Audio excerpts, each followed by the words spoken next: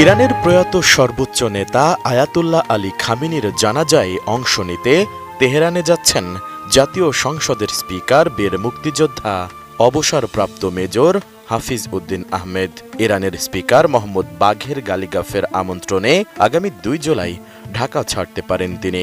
কূটনৈতিক সূত্রের বরাতে এই তথ্য জানিয়েছে বার্তা সংস্থা ইউএনবি।